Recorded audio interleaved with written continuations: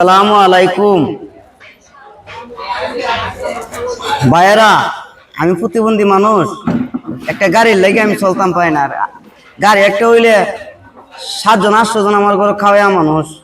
একটা গাড়ি হইলে আমি সব জায়গায় যাইতাম পারি, টিয়া পয়সা লুজু করতাম পারি, বাজার করে নিয়ে কিছু খাইতাম পারি। আর এমনি গাড়িটা আমার বালা আছেন, চলতে চলতে ভেঙে গেছে গা। এখন এই গাড়িটা দিয়ে আমি চলতে পারতাছি না।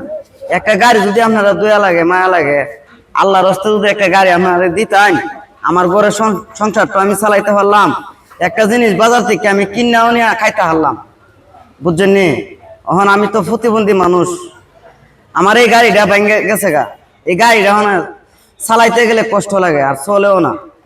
যদি আপনারা দয়া লাগে, মায়া লাগে, একটা গাড়ি যদি আমার দিতেন, মানে আল্লাহর রাস্তায় আল্লাহরে স্মরণ করিয়া,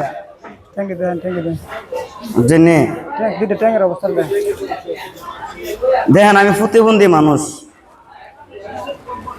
আল্লাহ রাসূল কত টাকা, কত পয়সা, কত খরচ করতেছেন, লাখ টাকা খরচ করতেছেন, 50,000 খরচ করতেছেন, কোটি টাকা খরচ করতেছেন, আতাইতেছেন টাকা আইতাছে, খরচ করতেছেন। আর আমার একটা গাড়ির লেগে আমি কষ্ট করতেছি।